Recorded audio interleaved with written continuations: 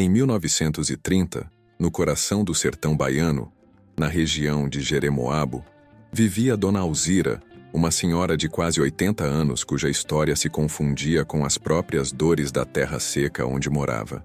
Ela carregava no corpo franzino e no olhar endurecido as marcas profundas de uma vida pautada pela miséria, pela perda e por uma resistência quase milagrosa. Seu refúgio era um sítio modesto de taipa, cercado pela caatinga e pelo silêncio das manhãs áridas. Ali, isolada do mundo, morava com seus 2 netos. Rubinho, um garoto de apenas 12 anos, curioso e valente apesar da pouca idade, e Verinha, uma jovem de 17 anos, bela, forte e determinada, já moldada pelas intempéries da vida. A pequena casa de barro coberta por telhas improvisadas era o que restava da dignidade daquela família despedaçada pelas circunstâncias. Dona Alzira havia perdido o marido há muitos anos, vítima de uma mordida de cobra coral, uma das mais venenosas do sertão, numa época em que não havia médicos por perto, apenas rezadeiras e fé. Como se não bastasse, a filha da velha senhora, mãe de Rubinho e Verinha, enlouquecida pela tristeza, acabou fugindo com um comerciante da cidade, abandonando marido e filhos à própria sorte. O pai das crianças, por sua vez, não suportou o abandono e entregou-se à cachaça, morrendo pouco tempo depois em completo abandono. Assim, a avó assumiu o papel de mãe e pai. Trabalhava todos os dias, mesmo com os ossos já cansados. Fazia farinha, cuidava de umas poucas cabras e, com a ajuda dos netos, tentava manter viva a rotina que os mantinha minimamente de pé. A vida era sofrida, mas também era um ciclo de resistência.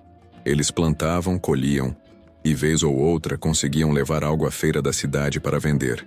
Tudo seguia num compasso de resignação, até o dia em que o cangaço cruzou o destino da família. Foi numa tarde escaldante que Lampião, o temido rei do cangaço, e seu bando passaram pelo sítio. Os cavalos do grupo estavam exaustos. A poeira da estrada levantava um nevoeiro no ar seco, e o único alento era uma cacimba existente nos fundos da propriedade. Era um poço raso, mas milagrosamente nunca secava, nem mesmo nos verões mais castigantes. Era como se aquela fonte de água fosse um presente dos céus para aquela terra esquecida. Lampião, ao avistar o poço, pediu água. Dona Alzira, sem demonstrar medo, consentiu que eles saciassem a sede dos animais. O bando foi respeitoso. Não exigiram comida, nem invadiram a casa. Apenas descansaram, agradeceram e seguiram seu caminho. Mas nem todos enxergaram aquele gesto com bons olhos. Alguém da redondeza, tomado pelo medo ou pelo desejo de agradar a força policial local, delatou o ocorrido ao comandante de Jeremoabo, o sargento Zezão. Este homem era conhecido por sua crueldade, de aparência grotesca e alma mais perversa ainda. Era daqueles que faziam da autoridade um instrumento de terror. Assim que soube da passagem dos cangaceiros pelo sítio, marchou com seus soldados em direção à propriedade de Dona Alzira. Antes de começar, me conta aí nos comentários de onde você está assistindo essa história. Seu cabra da peste é do sertão, do sul, do exterior? Quero saber até onde essa história vai chegar. E também comente sua idade, quem sabe você não chegou a viver nos tempos de Lampião? Brincadeiras à parte. Aproveita, já deixa o like, se inscreve no canal e ativa o sininho. Chegaram armados, agressivos, espalhando medo e arrogância. Zezão desceu do cavalo com o peito estufado e os olhos injetados. Exigiu sem rodeios que a velha senhora dissesse tudo o que sabia sobre Lampião. Dona Alzira, com a serenidade de quem não devia nada, afirmou que apenas deu água aos animais e que o grupo não causou mal algum. Mas o sargento, movido por outra intenção, ignorou as palavras da anciã. Seus olhos se voltaram para Verinha. Observou a moça com um olhar sujo, malicioso, deixando escapar palavras torpes que deixaram todos em choque. Dona Alzira, mesmo idosa e cansada, se impôs. Encarou Zezão com uma fúria silenciosa, acumulada por décadas de sofrimento, e o repreendeu com firmeza. Foi como cutucar uma fera. O sargento, humilhado, ordenou que os soldados amarrassem a velha. Pretendia se divertir com Verinha à força, mas ele não contava com a coragem daquela mulher calejada pela vida. Aproveitando uma distração, Dona Alzira se desvencilhou das amarras, correu para dentro da casa e voltou com um velho rifle, uma Winchester 22, que fora do seu falecido marido. Sem hesitar, mirou e atirou. Um dos soldados tombou, atingido em cheio. O sargento, surpreso com a reação da velha, soltou Verinha, mas ao se virar foi atingido de raspão na cabeça. O tiro arrancou quase toda a sua orelha, o que o fez urrar de dor. Os outros soldados entraram em pânico, mas Zezão, mesmo ferido, sacou o revólver e disparou contra a senhora. Dona Alzira caiu. Seu corpo frágil se estendeu sobre a terra seca, como se finalmente encontrasse descanso. Rubinho e Verinha, dominados pelo desespero, fugiram para o mato, sem sequer poder enterrar a avó. E foi assim que começou a jornada de dor e justiça dos dois irmãos.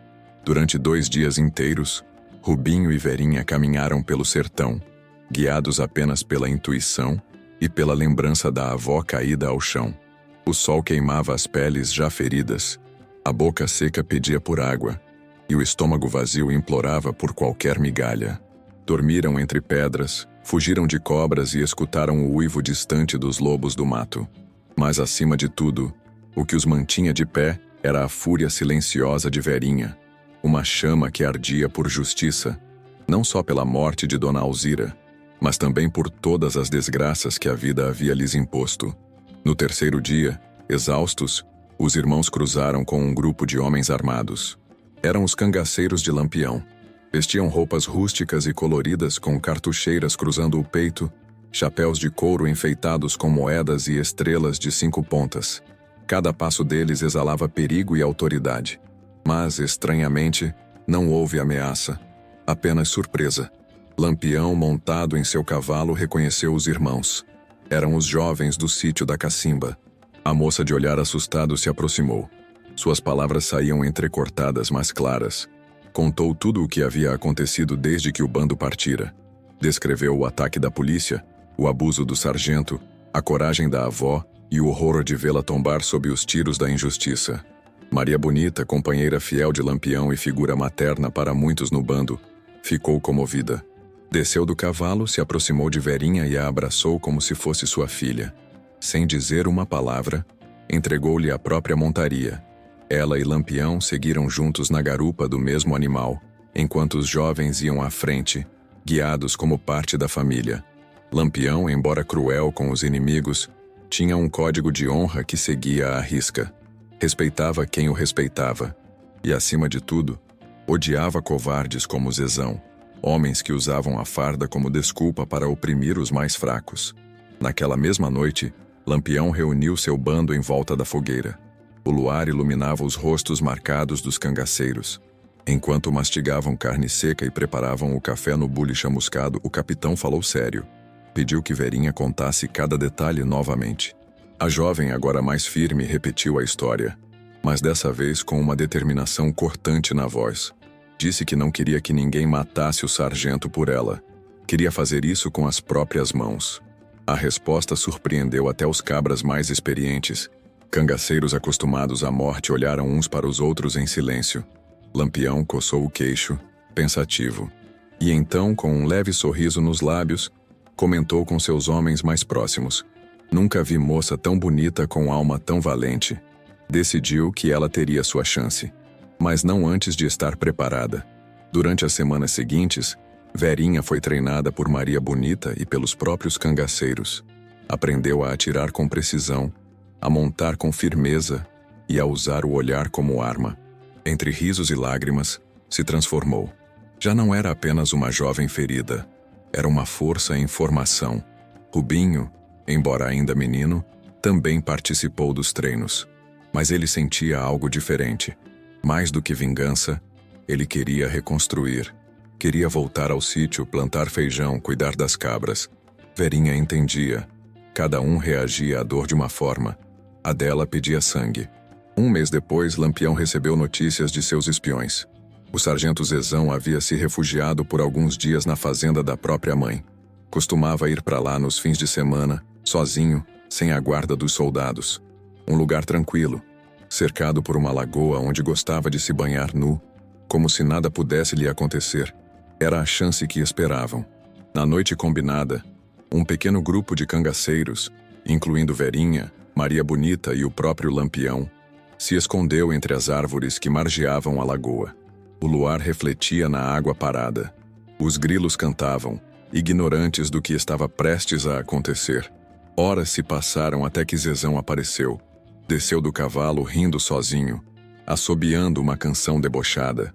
Tirou a farda e mergulhou na lagoa, alheio ao destino que se aproximava. Ei, cabra macho, antes que essa história termine, faz o seguinte.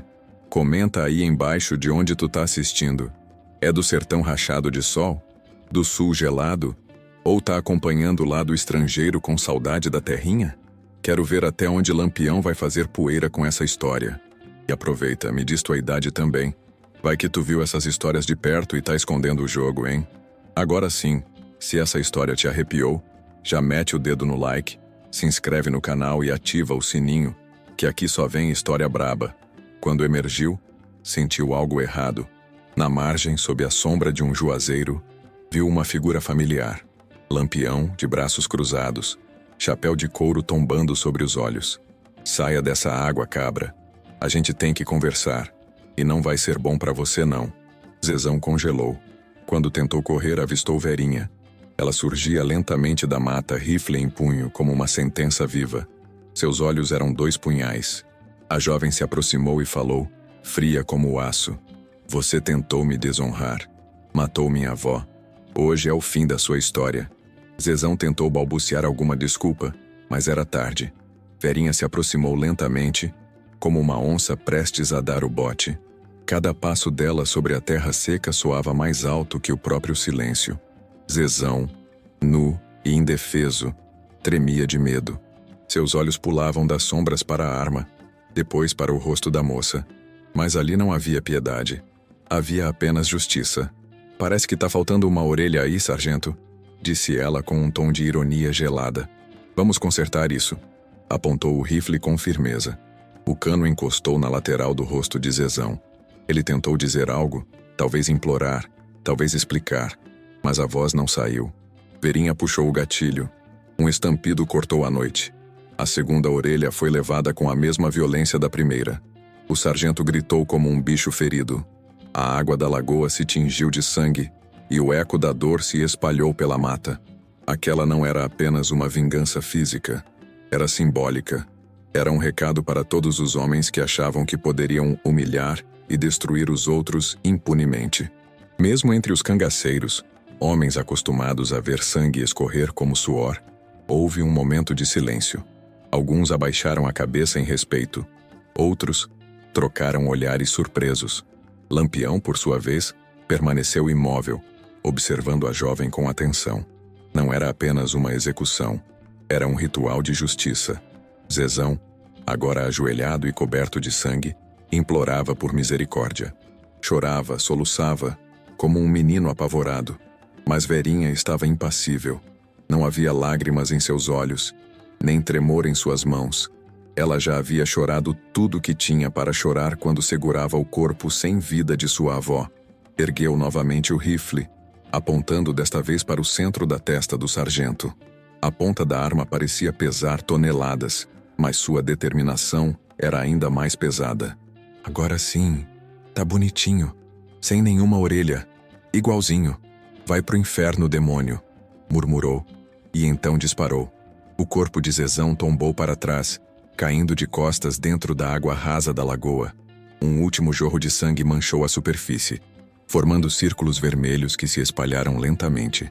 A morte dele não foi apenas o fim de um homem perverso, foi o fechamento de um ciclo de dor para aquela família. Lampião se aproximou de Verinha e, com um gesto discreto, colocou a mão em seu ombro. Não disse nada. Não precisava. Naquele instante, a moça não era mais apenas uma vítima. Era uma mulher forjada pela perda, pela luta e agora, pelo próprio ato de justiça.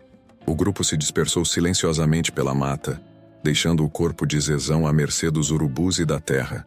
Ninguém jamais soube oficialmente o que aconteceu com ele. Algumas versões diziam que foi vingança do próprio Lampião. Outras, que o sargento havia sido punido por traições internas. Mas ninguém suspeitava que a bala que encerrou sua vida foi disparada por uma jovem que, tempos atrás, vendia farinha na feira com a avó. Verinha e Rubinho voltaram ao velho sítio dias depois, guiados por cangaceiros de confiança que os deixaram na estrada e desapareceram no mato. A casa de taipa ainda estava de pé. Um vizinho, o mesmo que recebeu o dinheiro enviado por Lampião, havia providenciado o enterro de Dona Alzira. Um pequeno túmulo de cruz de madeira jazia sob a sombra de um pé de umbuzeiro, com o nome da velha entalhado por mãos simples, mas respeitosas. Aos poucos a vida foi retomando seu curso. 3 meses depois, Verinha conheceu um rapaz da região. Trabalhador, honesto e com um passado tão sofrido quanto o dela. Eles se aproximaram, trocaram confidências, risos tímidos e esperanças discretas. Casaram-se numa cerimônia singela, debaixo de um céu estrelado, com o sertão como testemunha. Rubinho, por sua vez, virou um jovem de fibra. Cuidava das cabras do sítio e, mais tarde, tornou-se respeitado na região pela sua coragem e retidão. Nunca esqueceram o que haviam vivido, mas também nunca permitiram que a dor definisse quem eles seriam. A vingança, embora dolorosa, trouxe um silêncio diferente. Não o silêncio da perda, mas o da paz. O tipo de paz que só se encontra quando o ciclo da injustiça é quebrado com as próprias mãos. E assim, naquele canto esquecido da Bahia, entre o pó e o sol, 2 órfãos reconstruíram suas vidas e enterraram o passado com dignidade e coragem. A morte do sargento Zezão correu como vento bravo pelas veredas do sertão. Nos primeiros dias, ninguém sabia ao certo o que havia acontecido.